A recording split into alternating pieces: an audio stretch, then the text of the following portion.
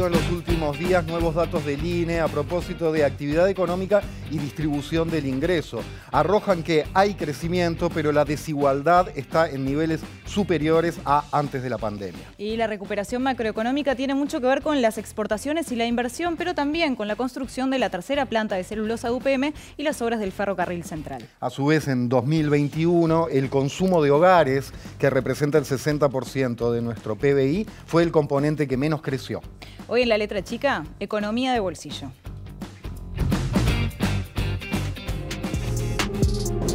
Estimamos que estamos superando los niveles prepandemia sobre fin de año, o sea que más que una V estaríamos hablando de un tic en este momento.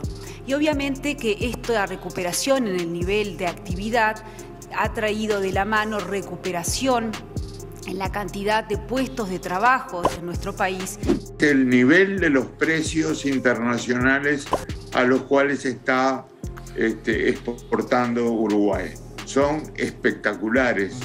Es muy difícil evitar que esto se transmita a los precios internos y naturalmente pesa esto muy fuertemente sobre la gente más humilde, la gente que tiene menos recursos para vivir. Esta recuperación es una recuperación que deja por el camino a un montón de personas, tanto de empleo como de pobreza, todavía están peores que los niveles prepandemia. Es decir, se alcanzó el nivel de actividad anterior a la pandemia, pero dejando por el camino a un montón de personas. Es que la parte de los trabajadores, ¿sí?, o 2/3 de la población cuyos ingresos dependen de salarios o de pasividades, no se está beneficiando de ese mayor crecimiento. ¿Cuándo va a derramar eso y va a sentirse en el bolsillo de la gente? La economía tuvo un rebote del 4,2% de crecimiento del PBI y sin embargo nuestros hogares recuperaron solo el 3,2% de nuestros ingresos. Nos afecta que van a subir los combustibles como venían subiendo y ahora todavía peor. Varios especialistas lo que determinaron es que esa recuperación salarial recién llegaría a mediados de 2023. Los hogares que ya son pobres están más lejos de alcanzar la línea de la pobreza de lo que estaban en 2019. Las ventas en los supermercados están a la baja desde hace un buen tiempo. Por la prensa nos enteramos que el gobierno sí está trabajando en el tema y cómo mitigar un poco el aumento de los precios, pero por ahora con nosotros nada. Nos preocupa porque al empezar a subir los precios, se enlentece la venta y se detienen algunos tipos. Todavía no hemos llegado al punto de encontrar ya segundas y terceras marcas, como hemos tenido experiencia hace muchos años en ese tema. Es un amigo caro. Estando uno a la par de Esta otro. noche te puedo seguir el ritmo, pero después tengo que comer arroz blanco toda la semana, ¿entendés? Me conseguí un amigo segunda marca. ¿Cómo un amigo segunda marca? Oler el pelo. No quiero olerle nada. Manzana verde. También es una cuestión de salarios bajos, de salarios no dignos, de falta de empleo. Es decir, las condiciones que generan pobreza hacen que la gente no tenga recursos para poder acceder a los alimentos. La dinámica de la exportación marca el precio nacional. Entonces vos estás pagando un precio de exportación. Para otro mercado. Para otro mercado, ¿no? Entonces, ahí tenés varias de las razones que hacen a la existencia del hambre.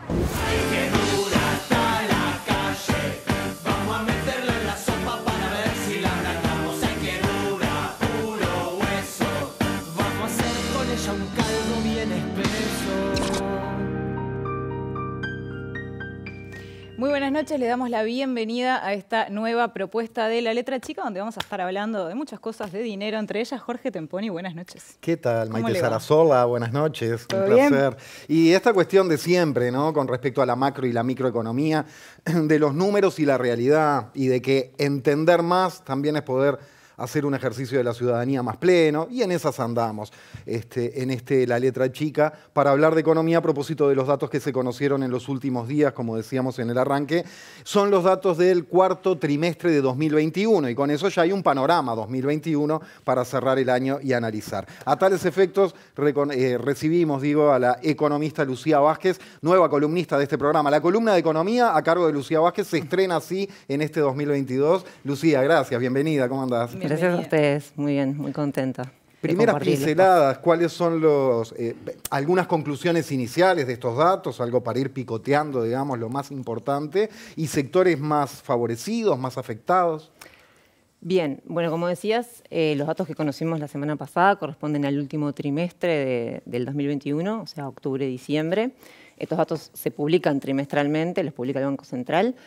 Y bueno, lo que tenemos con estos datos es que en el periodo octubre-diciembre el Producto Interno Bruto, o el PBI como lo conocemos, creció un 2% en comparación con el trimestre inmediatamente anterior, o sea, con julio-septiembre. Entonces, ¿qué nos dice este 2% de crecimiento en el PIB? Nos dice que la actividad económica de alguna manera consolida en una senda de recuperación. Se acumulan 3 trimestres consecutivos en los cuales el Producto Interno Bruto crece. Así que de alguna manera se puede decir que sí, que estamos en esa senda de salida de la crisis, digamos. Eso a nivel del trimestre. Ahora, también tenemos los datos para todo el 2021. Entonces, cuando comparamos todo el año 2021 con el 2020, el crecimiento fue un 4,4%. En términos reales, así que bueno, de todas maneras ya miremos los datos trimestrales o anuales, estamos hablando de crecimiento económico. ¿Y qué pasa si comparamos estos datos con 2019? ¿Qué se puede ver ahí pre-pandemia? Claro, digamos, ¿no? ahí va, porque en realidad cuando comparamos con 2020 lo que tenemos es una comparación como muy baja y por eso a veces está bueno como quitar ese efecto, ¿no? Entonces, bueno, cuando comparamos todo el año 2021 con todo el año 2019 en promedio, todavía estamos un 2% abajo. O sea, todavía no recuperamos ese nivel pre-pandemia. Eso en términos anuales. Ahora, a lo largo del año tuvimos un periodo más complejo en la primera mitad, un periodo de más recuperación en la segunda. Entonces, bueno, viendo así los datos trimestrales, vemos que en este último trimestre sí estamos arriba de lo que fue el promedio del 2019. Tenemos capaz que una placa para compartir en la cual se ve que tenemos una caída del producto. Ahí lo estamos viendo. Ahí la estamos viendo y bueno, la línea horizontal es el promedio del 2019 y como vemos en el último trimestre del año, ahí estamos saliendo, digamos, se ve la salida de la crisis de alguna manera. En este sentido, el gobierno siempre manifestó que tenía expectativas de crecimiento de la levantada después del pozo, tocar fondo con pandemia y levantar. Sí. Hablaba la ministra Arbeleche de B corta, que ahora dice que es más bien un tilde porque la B corta siguió hacia arriba. ¿Cómo ves vos esa comparación, digamos, entre expectativas razonables y realidad? Bueno, este dato estuvo muy alineado con las expectativas tanto del gobierno como de los analistas privados, o sea, se esperaban, fue un 4,4% y la verdad que estuvo muy alineado con lo que se esperaba. Obviamente esto es un dato promedio, ¿no? Que adentro tiene realidades distintas, ya sea que lo miremos a nivel de sectores, que ahí capaz que no vemos tanta diferencia, pero sí capaz que cuando desagregamos un poquito más a nivel de demanda. ¿Qué pasa si repasamos un poquito los sectores, al menos a nivel un poco global que se vio? Bueno, por sectores, en el 2021 se ve como un crecimiento bastante generalizado. O sea, todos los sectores mostraron tasas de crecimiento positiva. El sector comercio, alojamiento y suministro de comida y bebidas, se llama la agrupación, y también la industria manufacturera crecieron en el orden del 7%. Esos son dos de los sectores que más impulsaron el producto el año pasado. Y también el sector agropecuario y la construcción crecieron en el entorno del 5-6%. Así que a nivel de sectores podemos decir que fue generalizado la recuperación. Ahí estamos hablando de sectores productivos y de producción. Sí. Ahora, ¿qué pasa del otro lado? Que entiendo que la economía viene también de la demanda que puede expresarse en el consumo de hogares, la inversión que mueve dinero, las exportaciones, que es demanda del extranjero. ¿Qué pasó con la demanda?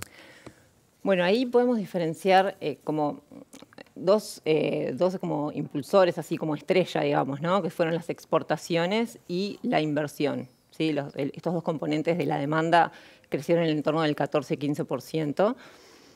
En el caso de las exportaciones, habíamos tenido una caída muy fuerte en el 2020 y ahora se da como un efecto rebote en este 2021.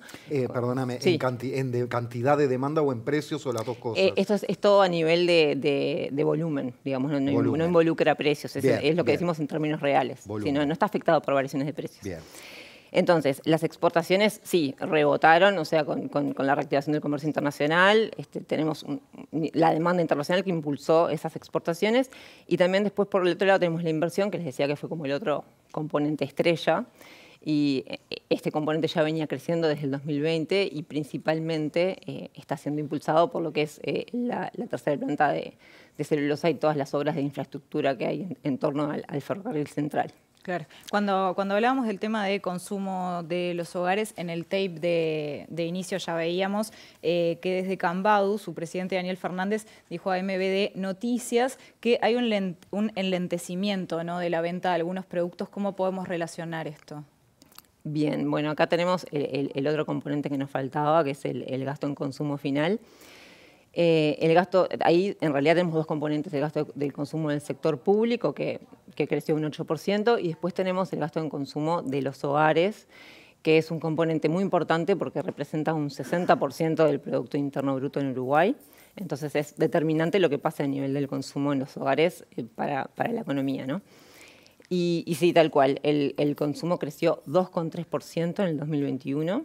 O sea que en comparación con las tasas que decíamos recién de 15-14% de la inversión en las exportaciones, sí, es un crecimiento bastante más lento. Y bueno, y lo que vemos es que cuando comparamos, ahí tenemos esa gráfica, que lo que hacemos es comparar 2021 con 2019, trimestre a trimestre, ¿no? Entonces, en el último trimestre tenemos que el consumo todavía está un 1% abajo de lo que fue el último trimestre del 2019. Y esto no lo vemos en los otros componentes de la demanda. Es únicamente el consumo el que todavía tiene ese rezago. Y esto, o sea, cuando hablamos de ese consumo, estamos hablando de que comprar comida, cosas de limpieza, digo, sí, todo lo que se consume en un hogar. De los hogares, punto. De productos y servicios. Y esto significa que la gente está viendo cómo gastar menos o achicándose un poco, digamos. ¿O cómo se puede traducir? Sí, o sea, tenemos este rezago, digamos, del consumo. O sea, que nosotros para poder consumir necesitamos ingresos y entonces por detrás de lo que le pasa al consumo, obviamente está lo que pasa a nivel del mercado de trabajo y de los salarios, de los ingresos de los hogares, ¿no? Y sobre todo el poder de compra, no solo del ingreso en términos de dinero, sino de cuánto puedo comprar. Entonces, viendo como qué está por atrás de este comportamiento del consumo, fundamentalmente lo que podemos resaltar es lo que está pasando a nivel del salario real. Sí, los salarios se vieron muy afectados en esta crisis y cuando vemos, o sea, si bien han mostrado cierta, o sea, no diría recuperación, pero o sea, están como creciendo lentamente, todavía están bastante abajo de lo que son los niveles pre-pandemia. Podemos ver también, en este caso teníamos una gráfica para compartir, que todavía estamos un 2% por abajo, el salario real todavía está un 2%, ahí tenemos. Bien.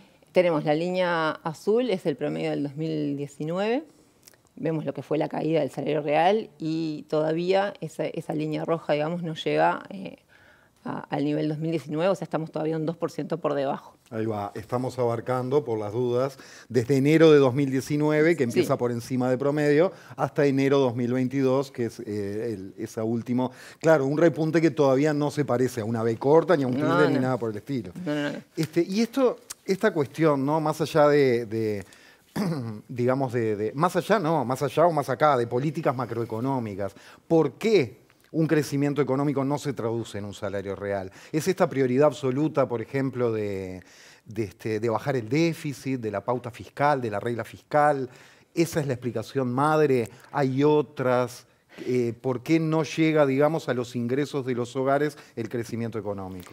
Bien, bueno, hay un dato que el otro día compartía Daniel Olesker, que está bastante bueno, es bastante interesante, y lo que mostraba él era que analizaba un periodo de los últimos 36 años, ¿no? Entonces, lo que estamos ahora viendo es una combinación de crecimiento del producto, o sea, de crecimiento de la actividad económica junto con caída del salario real. Y eso lo vimos únicamente, en ese periodo de 36 años, únicamente en 3 años. Esos 3 años fueron 2003 y 2004 y ahora en el 2021. En todos los casos estamos hablando de una salida de una crisis económica. Entonces, lo que podemos concluir, o un poco yendo a tu pregunta, es, bueno, nosotros podemos tener un repunte de la actividad económica, o sea, es lo que estamos viendo, o sea, el Producto Interno Bruto está por encima de los niveles pre-pandemia, y eso es una muy buena noticia, sin dudas. Pero bueno, ¿cómo se traduce eso en los distintos sectores de la población? ¿No? O sea, nosotros, el PIB no nos habla de cómo se distribuye esa producción. Entonces, lo que estamos viendo es que a los hogares todavía esa mejora no está llegando. O O sea, tenemos todavía caída del salario real, tenemos todavía indicadores de bienestar que no recuperan los niveles prepandemia, tal cual sí lo refleja el PIB. Entonces, bueno, ahí lo que podemos concluir es que estas crisis dejan daños que no se solucionan de un día para el otro, ni se solucionan. O sea, la manera quizás de que esto sí acompañe el crecimiento del producto es, bueno, justamente actuando con políticas que atiendan esas situaciones de los sectores que están siendo más desfavorecidos de alguna manera. Lo que sí mejoró fue las cifras de empleo, ¿no? Mejoraron, digo. Sí, las cifras del mercado de trabajo repuntaron, sobre todo en la segunda mitad del año, eso sí. Pero bueno, cuando vamos a lo que es la masa salarial es, vos tenés determinada cantidad de trabajadores y a su vez que cobran salarios, ¿no? Entonces, la masa salarial es el producto de estas dos variables, ¿no? La cantidad de trabajadores por lo que cobran. Esa masa salarial es lo que de alguna manera explica luego el consumo. Entonces, bueno, teniendo todavía los salarios que han perdido mucho poder de compra, eso no se está reflejando en el consumo como lo vemos. Además de los datos estos que estábamos repasando que fueron publicados la semana pasada, hay datos nuevos de pobreza también, ¿no? Un tema que seguramente vamos a estar tratando en otro programa, pero para repasar un poco al menos. Sí, hoy conocimos los datos anuales de pobreza, o sea, estos datos sí los podemos comparar con los datos del 2020 y del 2019 porque son anuales, o sea, lo que tuvimos hace un tiempo fueron datos semestrales. Entonces, lo que tenemos es que la incidencia de la pobreza en el 2021 se cerró en 10,6%. Comparado eso con los niveles pre-pandemia, o sea, con los niveles del 2019, estamos casi 2 puntos arriba.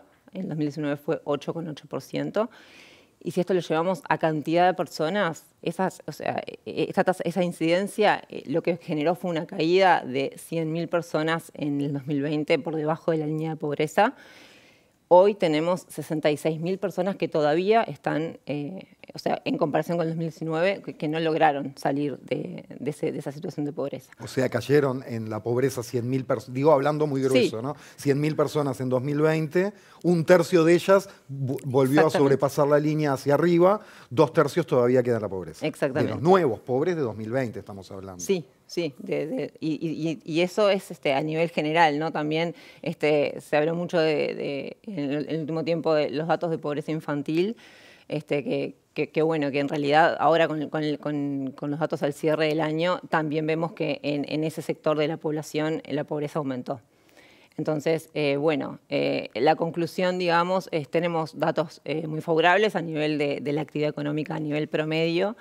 Pero bueno, cuando vamos ya a rascar un poquito más y a ver cómo fue o sea, cómo esto afectó a los distintos sectores de la población, tenemos sectores que todavía necesitan un empujón, o sea, todavía tenemos un rezago ahí que es necesario recuperar. Y para eso es importante bueno, atender justamente a estos sectores con políticas urgentes. ¿Que se están implementando o no? Bueno, que quizás no son suficientes. Bien. Claro, pues me quedaba pensando en aquello de esperar el derrame, ¿no? Claro. Digo, si hay crecimiento, pero en el salario real no se ve, sí se ve un poco en la subida del empleo, pero, como decías, la masa salarial, el dinero que circula de los trabajadores sigue siendo todavía mucho menos. Uno se vuelve a preguntar eso, aquello del derrame, aquello de la intervención estatal, y ahí entran las distintas ideologías y las distintas formas de ver la macro y la microeconomía, ¿no? Sí, y sobre todo garantizar una situación que sea permanente también, ¿no? Porque a nivel de mercado de trabajo tuvimos mejoras, pero justamente el otro día Alejandra Picó comentaba, ¿no?, que muchos puestos de trabajo que se generaron y que están por detrás de esa mejora son puestos de trabajo que son parte de una política que está buenísima, sí, porque atiende a ese sector de la población. Los jornales solidarios. Exactamente, o sea que son empleos que también tienen una finalización y que bueno, quizás no es algo sostenible. Bien. Muy bien, bueno, ¿alguna pregunta más, Temponi? No, me quedo pensando en muchas cosas, pero para la próxima que nos reencontremos con Lucía, que será en breve. Muchas gracias, Lucía, por esto. Y bueno, vamos a meternos en el mundo ahora con Álvaro Padrón, así que bueno, ya venimos.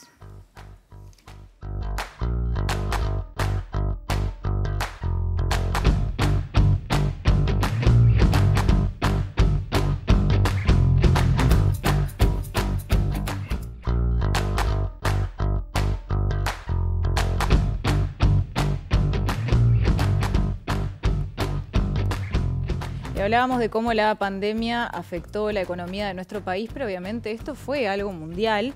Y para hablar de este tema, recibimos a nuestro columnista de Analista Internacional, Álvaro Padrón. Buenas noches. ¿Qué tal? ¿Cómo están? Bien. Yo contento de estar otra vez aquí. Como siempre. Con temas que no son agradables, pero no. Bueno, hay que tratarlos.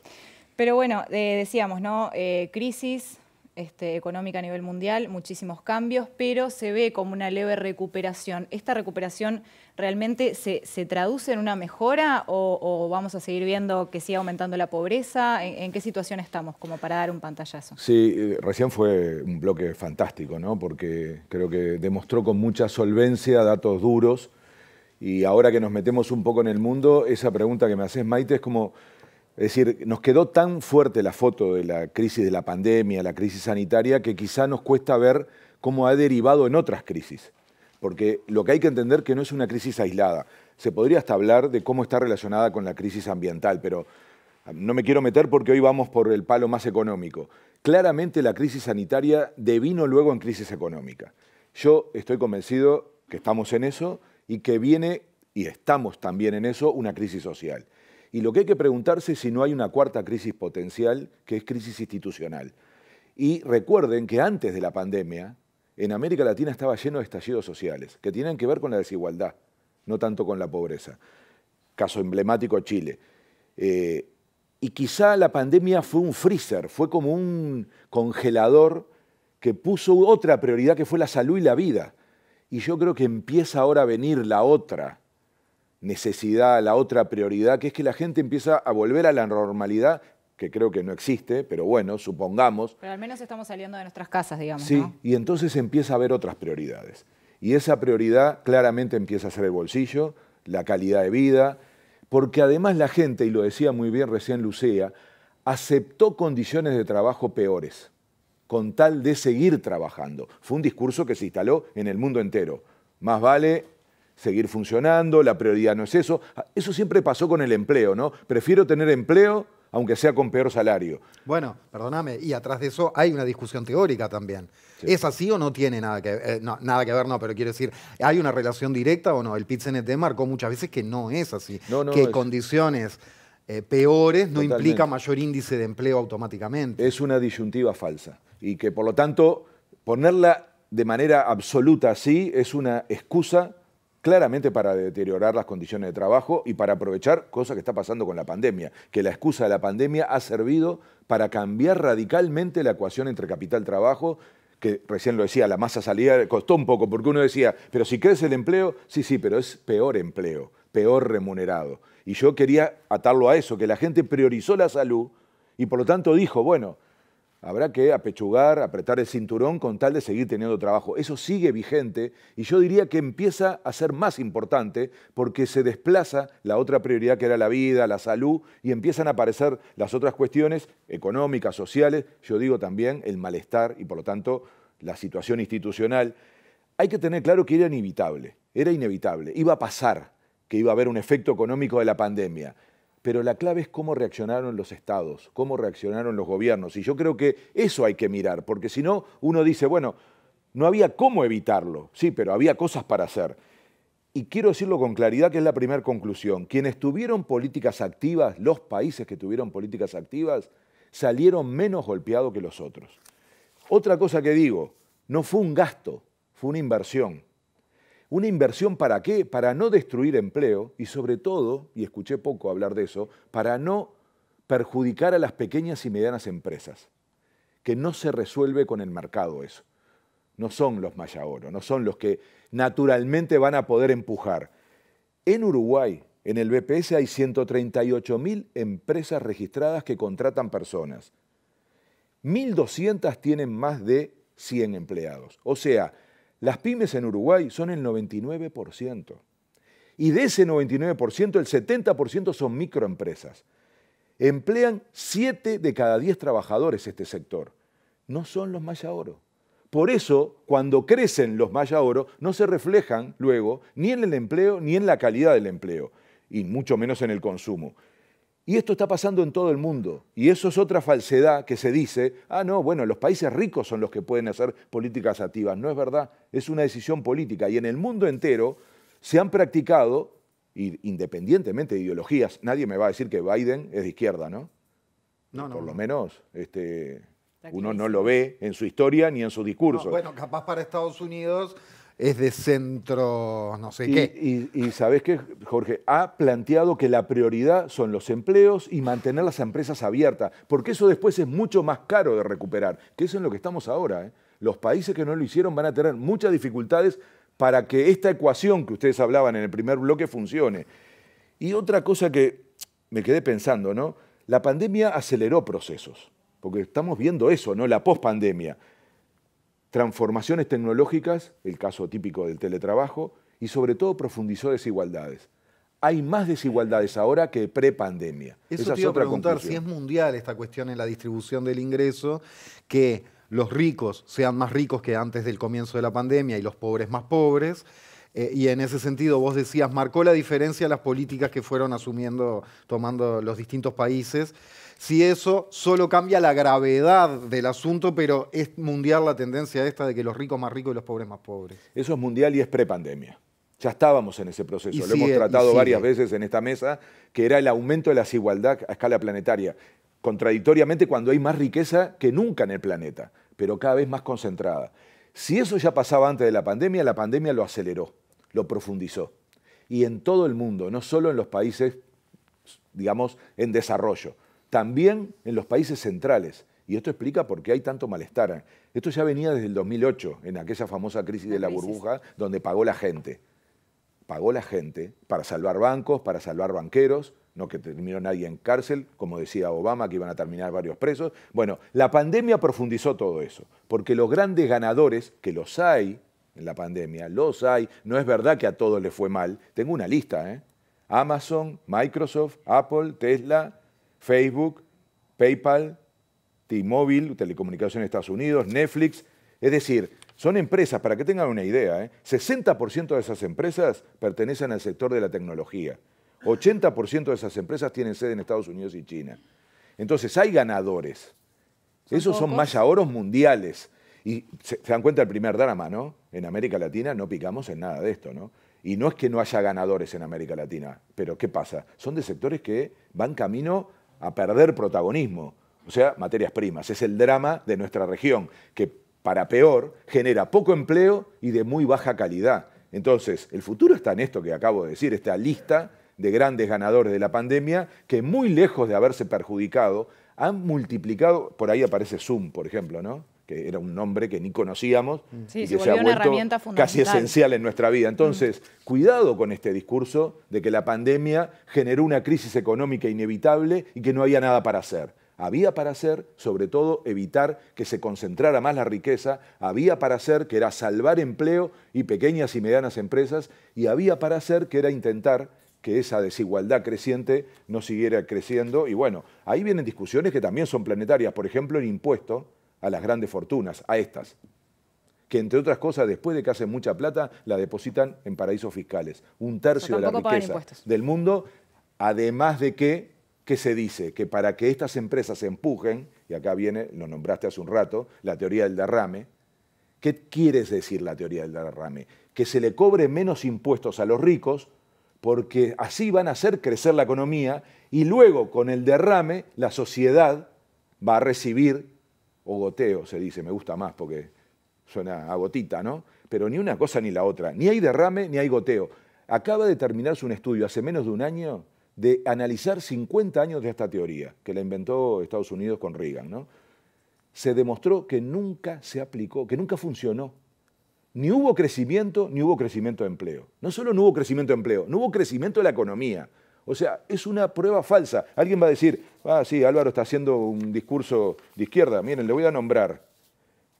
Algunas personas continúan defendiendo teorías del derrame que asumen que el crecimiento económico, alentado por un mercado libre, inevitablemente tendrá éxito en lograr una mayor justicia e inclusión en el mundo. Esta opinión, que nunca ha sido confirmada en los hechos, expresa una confianza cruda e ingenua en la bondad de quienes ejercen el poder económico y en los trabajos sacralizados del sistema económico prevaleciente. El Papa. Álvaro, entonces no hay derrame, pero lo que sí hubo fueron países que implementaron, sí, como mencionaba, ciertas políticas públicas para contener esta situación de crisis. ¿Destacarías algunas? Y en ese caso, ¿hubo algún país en particular o algunos que justamente se destacaron por la implementación de estas políticas de pensar en inversión y no en gasto? Sí, yo lo primero que digo es que increíblemente fue la inmensa mayoría de los países. Estamos en una lista rarísima, Uruguay, de quienes no hicimos eso. Y no estoy hablando de primer mundo, repito, porque es falso eso de que solo lo hacen los que tienen plata. Los que tienen plata lo hicieron a niveles como nunca en la historia, empezando por Estados Unidos. El gasto público más grande de la historia lo hicieron para enfrentar la pandemia. Y generaron un enorme déficit fiscal del que nadie se asusta. Porque, entre otras cosas, lo que hay que discutir después es cómo se paga. Y lo que están haciendo buscando dónde está la plata, que repito, está en los paraísos fiscales. Y si no, miren lo que pasó ayer en Argentina con la discusión sobre salir a buscar a los argentinos que tienen los depósitos en el exterior. Miles de millones de dólares.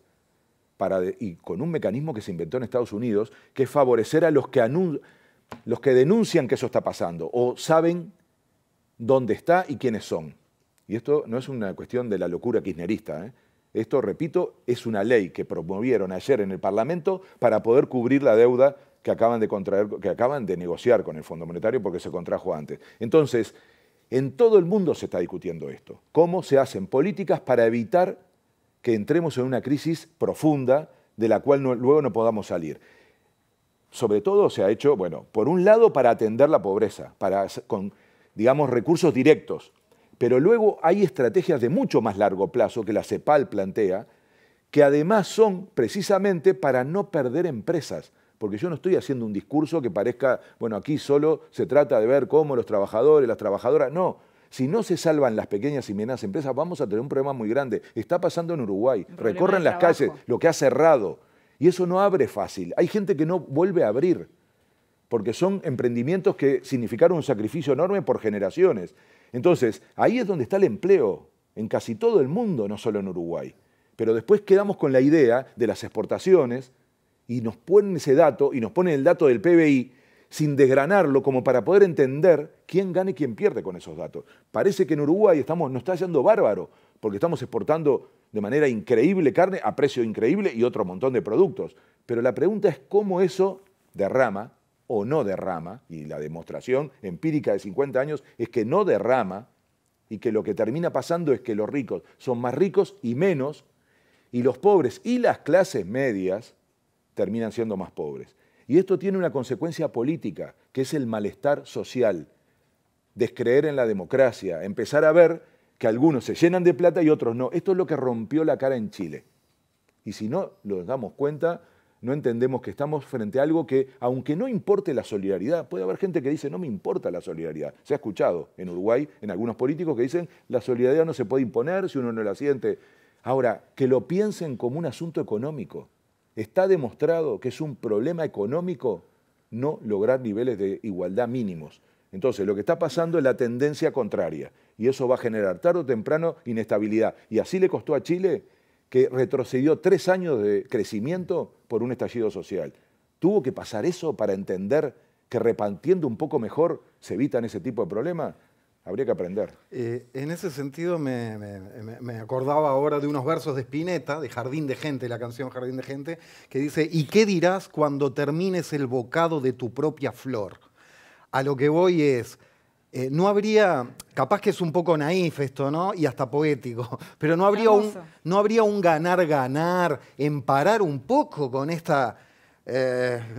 ¿cómo decirlo? Obscenidad permanente de que la desigualdad sea grande, porque va a llegar un momento, tal vez se los pudiera convencer a esos más ricos del mundo, en que ni a ellos les sirven, porque si estalla todo, pueden perder en un segundo lo que han generado, que si no buscamos un poco el ganar-ganar, se rompen los equilibrios del planeta. Olvídate del amor al prójimo, todo eso por supuesto que estaría antes, ¿no? Sí. Pero no les serviría ni a ellos si revienta todo. Sí, bueno, qué grande el flaco Spinetta y cómo se lo extraña. Y qué capacidad de decir con simpleza algo tan profundo. Y lo que acabas de decir yo lo suscribo, porque ese es el drama. El que no le importa la igualdad, la justicia social, la solidaridad, al menos que le importe que no se, para decirlo claro, que no se pudra todo. Después se quejan cuando ven que estalla un país, dicen que no, que son intervenciones externas, hasta que en un momento se dan cuenta, como en Chile, que el 80% de la gente era la que estaba pensando así, y tienen que prácticamente repensar el país entero. Entonces, claro, después se arrepiente, ¿no? Yo escucho, fue fantástica la esposa de Piñera cuando dijo, bueno, capaz que tendríamos que haber repartido un poco mejor. Es que antes del estallido social, Álvaro, está que la gente no tenga plata para consumir tu producto. Entre otras cosas. Y mirá, frase de la CEPAL, porque esto también lo dice con una claridad, la desigualdad define a nuestra región, América Latina, la más desigual y no la más pobre. Es injusta, la desigualdad, ineficiente y conspira contra el desarrollo sostenible. La igualdad no solo se trata de titularidad de derechos, es necesario igualar para crecer y crecer para igualar. Esto que acabamos de decir, ¿no? Si no lo toman como un deber, como algo ético, como algo que está bien en sí mismo, por lo menos háganlo para no terminar peor, en algo que después va a ser mucho más difícil. Otra frase fabulosa es la de Soros, ¿no? Cuando dijo, los ricos no sabemos parar, alguien nos tiene que parar. Entonces, volvemos a una discusión que también fue de la letra chica del siglo pasado, que es el papel del Estado. Esa discusión sí volvió, como volvió la teoría del derrame, a pesar de que está más vieja y caduca que nunca. Y volvió en este país, que nos siguen diciendo que hay que esperar, porque en un momento los Maya Oro, que además es una forma muy mala de hablar del ciclismo, porque el ciclismo no es así, el ciclismo es en equipo, no es que el primero se corta solo. Entonces, con esa imagen volvimos a una teoría que, repito, está además de estar probado que no funciona, ya no la aplica a nadie. Y aquí está. Entonces, no va a ser por ese lado. Seguramente lo que nos va a pasar ahí, que se escape uno solo y que todo lo demás lo miremos y en un momento digamos, basta, no queremos jugar más este juego. Me quedé pensando un poco en lo que decías, Álvaro, por un lado de lo de la crisis institucional y por el otro lado también cómo afecta esto a la democracia, pensando en 2008, lo que pasó después, por ejemplo, en la Unión Europea, en nuevos partidos políticos, en la extrema derecha. ¿Estamos yendo hacia ahí, en tu opinión? Caldo de cultivo para ese tipo de visión política, demagógica, que le dice, por ejemplo, a los norteamericanos, hay que volver al sueño americano, hay que volver a América Grande, plantean proteccionismo, encierro económico, una contradicción de la época, ¿no? Porque fueron los inventores del libre comercio. O sea, es muy loco este momento que estamos viviendo, pero claramente el crecimiento de la ultraderecha populista en el mundo tiene que ver con la incapacidad que ha habido de las democracias, sobre todo occidentales, de repartir mejor. Y en Europa es dramático porque son los inventores del estado de bienestar. Y lo están destruyendo. Entonces, si la gente no siente que puede vivir mejor con la democracia, ¿por qué la va a apoyar? Y si vienen sectores que le proponen cosas simplistas... Y que cuestionan a la democracia. Y que cuestionan a la democracia y que patean el tablero. Lean el libro de Pablo Stefanoni, ¿no? La rebeldía se volvió de derecha con pregunta. Porque parece que los únicos que plantean digamos, la mesa son ellos, ¿no? Es Milei en Argentina, diciendo que hay que explotar el Banco Central. Entonces... Claro, la desesperación de la gente termina diciendo, sí, alguien que venga a decir algo diferente. Y este es un problema del pensamiento económico en general, que quedó muy atrapado en la ortodoxia y que hoy tiene que responder cómo resuelve esto, que es repartir mejor. Y yo creo que la pandemia, y ese era el centro de nuestra conversación, no hizo otra cosa que profundizar esta situación. Ojalá, ¿se acuerdan? En el programa pasado decíamos, había una fantasía por ahí de que capaz que de la pandemia salíamos mejor, ¿no? Mejores personas, mejores sociedades. No está pasando. Bueno, se nos vienen tiempos de decisión y queremos pensar que todavía el ser humano tiene su destino en sus manos, que podemos dar un viraje, porque es eso, ya el panorama, o la extinción. Hay que creer, esa es la política. Una extinción violenta o una empatía radical. Jorge, esa es la clave de la política, transformar la realidad. Entonces, por eso está tan mal hablar mal de la política o decir que los problemas son politizar las cosas.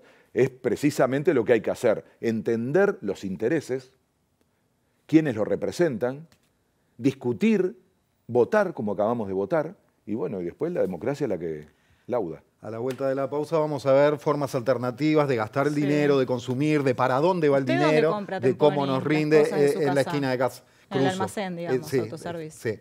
No, bueno, no está para las grandes superficies. No, también podemos también metemos feria, metemos mucho MAM, pero bueno, no se trata de mí, se trata de lo que viene a continuación, que son ricos caminos alternativos. Vamos a ver formas alternativas, ya venimos.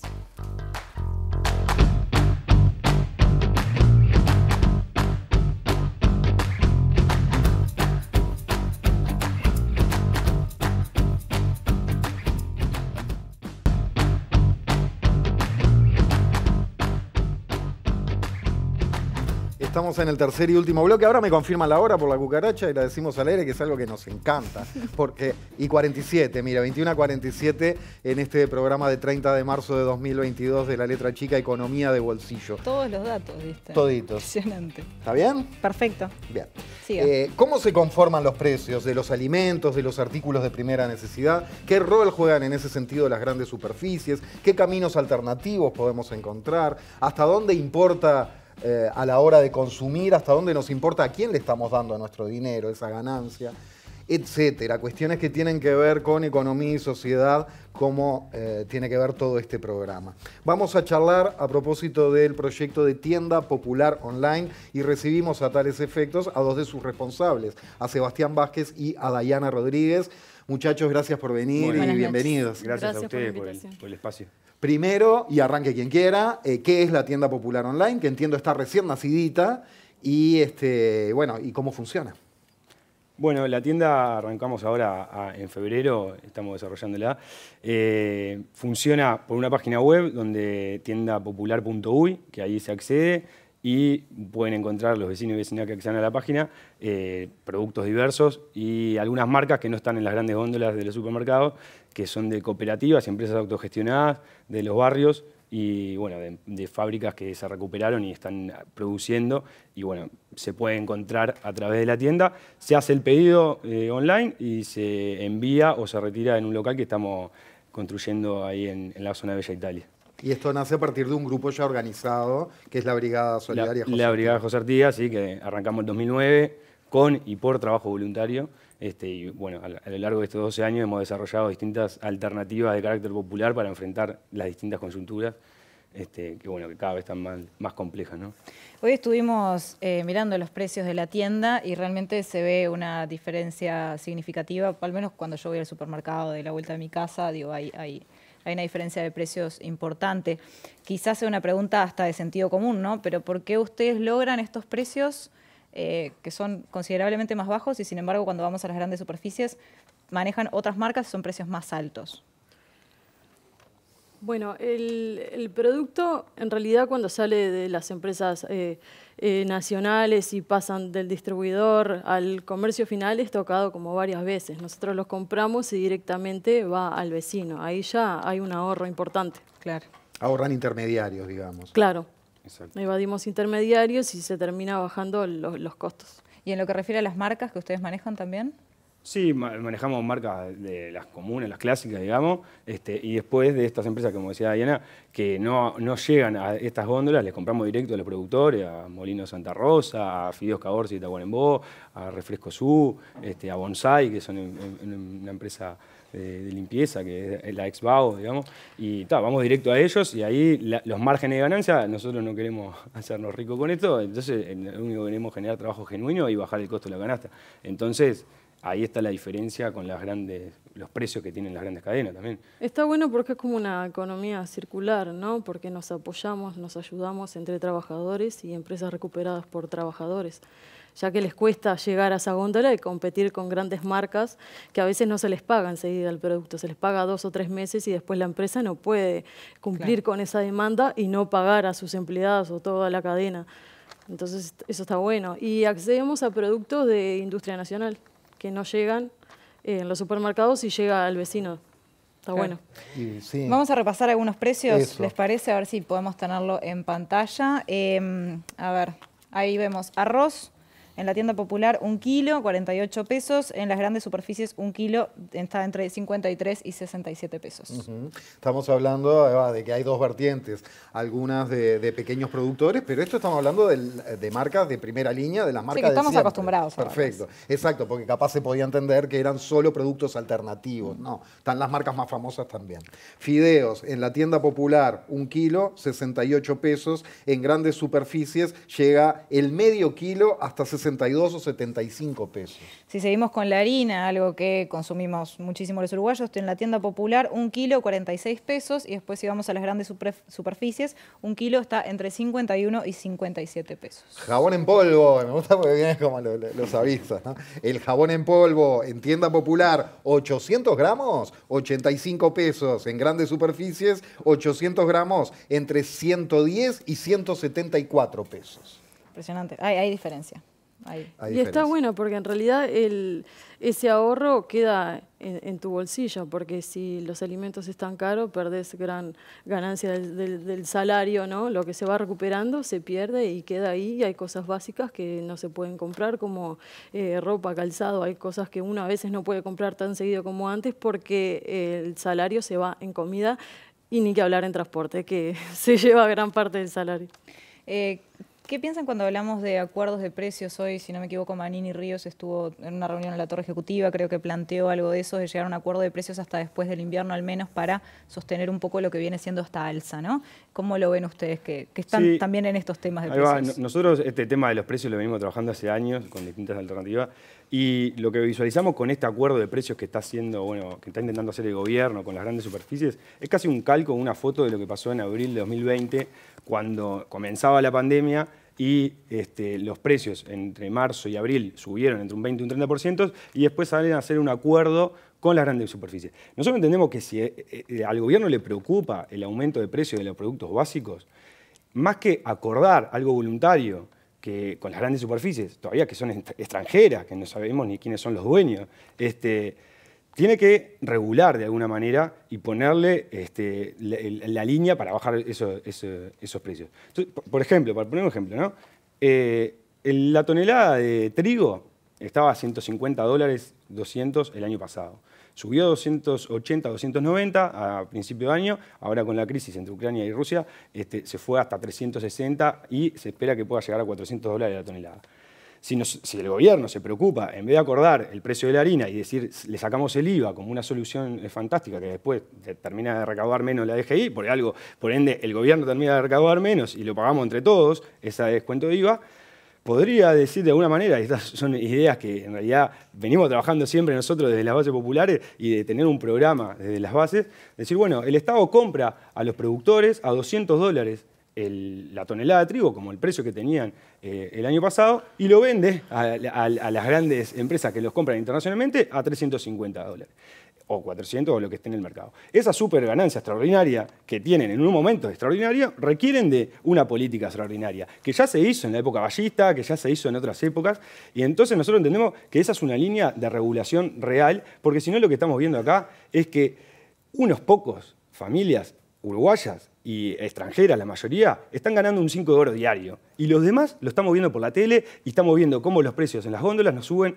todos los días. Entonces, de alguna manera, tenemos que desmentir ese acuerdo de precios que lo enmarcan dentro de una conferencia de prensa, todo divino. Nosotros entendemos que es humo, que no es real, que después cuando se llega al supermercado no hay una regulación, no hay nadie que controle, no hay una parejita de gente que manda el Ministerio de Economía a controlar cuánto está el kilo de harina, sino que esos precios se disparan, los manejan los privados, y recién lo decían los compañeros, cuando se libera el mercado, es mentira que hay una regulación por el mercado propiamente dicho.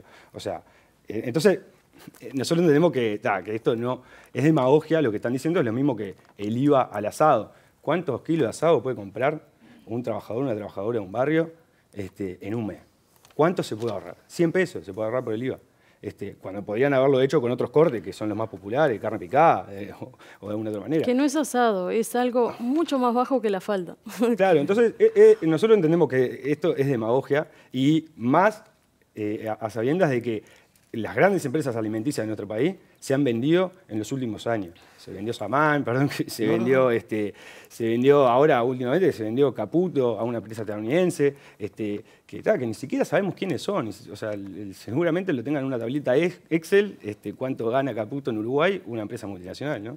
No, me quedo pensando que decís, son reclamos desde las bases, temas trabajados por las bases. Tan de las bases son que el Frente Amplio tampoco lo hizo. Es decir, el Frente Amplio también buscó, en el gobierno me refiero, acuerdos dialogados. Que recuerdo que en su momento se decía, mirá, en Argentina el kirchnerismo hace los precios cuidados, todos recordamos aquellas tiendas de precios cuidados o que en los supermercados había precios tarifados por el gobierno para que la gente pudiera acceder a algunos productos topeados. La versión uruguaya es charlar y nos arreglamos entre nosotros para que no se interprete como una imposición política más violenta. El Frente Amplio también optó por esos diálogos y buscar acuerdos de precios de palabra. Exacto, sí, nuestra lucha no viene desde ahora y no empezó esto hace 2 años, viene desde hace muchos años, desde el 2009 que estamos haciendo trabajo voluntario y buscando alternativas populares hacia esta política que en realidad entendemos que es de libre mercado, de apostar a la inversión extranjera directa y demás. Acá hay una cosa que no se discute y que en realidad está de fondo, y es la dependencia, porque se discute la inflación, siempre hablamos de inflación, pero la dependencia, no hay un proyecto nacional y popular que de alguna manera haga frente a las necesidades. Argentina lo hizo y lo está haciendo, está regulando los precios del trigo, está regulando en el mercado interno. O sea, hoy hablábamos con compañeros de Santa Rosa, de la cooperativa, y están comprando los valores, la tonelada de trigo a los valores de Europa que compran a $400. Entonces, ¿por qué no podemos dejar el trigo que se produce acá para los molineros nacionales, para las cooperativas, al precio real para bajarle? Nadie está diciendo que pierdan acá, porque están ganando igual si se los compra a $200, pero ya lo decimos, son ganancias extraordinarias y requieren de una política extraordinaria para salir de la crisis. Muy bien, muchísimas gracias a ambos. ¿Podemos recordar la página web? Sí. Quería decir, en realidad el inicio de la tienda en realidad se dan los grupos de las ollas que nosotros tenemos en distintos barrios como Nuevo París, Bella Italia, Parque Guaraní y La Teja. Desde ahí, viendo la necesidad de la gente no es solo la olla, es poder, empiezan las clases, es poder pagar los útiles escolares, es tener ropa de cama, ropa de abrigo, pagar el fiado del almacén, porque eso se da en las conversaciones. Y quería no dejar de decir que en todo este tiempo ha bajado las donaciones hacia la olla. Han cerrado un montón de ollas por el desgaste y por la falta de donaciones. Eso lo que hace es que aumenta la población en nuestras ollas. Vengo de una olla ahora porque hoy es miércoles. Quedaron 10 familias sin llevar el alimento. La mayoría eran madres con hijos. ¿En dónde estuviste? En Nuevo París, que es ahí en mi barrio donde nosotros hacemos la olla. Y nosotros desde ese lugar es que pensamos cuáles son las iniciativas que podemos tener. Entonces, no falta sobre el alimento, cosas básicas. ¿Cómo hacemos como vecinos para cambiar esta realidad? Y estamos haciendo una recolección de útiles escolares usados en buen estado y nuevos, y de ropa de abrigo, ropa de cama, y además un llamado a cualquier vecino militante que quiera sumarse. Nosotros ahora, el 31 de marzo, cumplimos 2 años en la olla, no paramos ni los días de lluvia, y además lo que siente el vecino al ir a buscar la comida. Esta crisis no fue solo económica y sanitaria, fue mental, fue psicológica. O sea, sé que si necesito comer voy a ir a buscar. Eso me implica sentirme mal como ser humano de no poder cocinar en mi casa, de no poder yo decidir qué le doy de comer a mis hijos, y todos los días guiso como que cansa. No queda otra, no queda otra. Los vecinos van, hacen colas, se sienten también marginados por tener que estar horas de frío en invierno, se vienen los fríos, pasamos mal, y también en verano el calor. Entonces, si quieren colaborar con útiles escolares, alimentos... Tenemos las redes de la Brigada José Artigas en Instagram, en Facebook, en Twitter, en todas las plataformas que están. Y después, bueno, en la tienda popular.uy también hay un teléfono ahí que se pueden comunicar y que nos derivan también a los compañeros. Hay un teléfono ahí. Sí, y compañeros y compañeras que estamos en las ollas. Última cosita que me parece muy importante, por favor, sé que el tiempo corre. En la tienda popular vamos a lograr un objetivo que venimos corriendo detrás de él hace tiempo. Tuvimos una iniciativa de boliches populares para dejar de comprar en las grandes cadenas, y con esto de la tienda vamos a poder tener un post que puede hacer que la gente venga con la TUS. La tarjeta de Uruguay Social yo la tengo, la mayoría de mi barrio la tiene, así que va a estar buenísimo, porque en realidad se le dice comercio solidario a los que aceptan la TUS. No son comercios solidarios, son grandes superficies, entonces ellos también regulan, y el 22% de descuento que nos queda ya casi no se ve. Así que van a poder comprar en la tienda y eso va a estar buenísimo. Tiendasolidaria.uy. Tiendapopular.uy. Tiendapopular.uy. La solidaridad está ahí dentro de la tienda. Tratando de pasar el limpio, el tipo confundía un pueblo. Tiendapopular.uy. Tiendapopular.uy. Muchas gracias, chiquilines. Gracias a ustedes. Arriba, adelante con el laburo. Gracias en nombre de todos. Vamos arriba. Bueno, nosotros llegamos al final de La Letra Chica. Mañana vamos a estar hablando de que es un tema que a usted le gusta. Sí, meritocracia. El título sería Meritocracia, herencia bendita. Bueno, y quédense en la pantalla de TV Ciudad, que se viene ahora sobre ciencia. Muchas gracias por acompañarnos.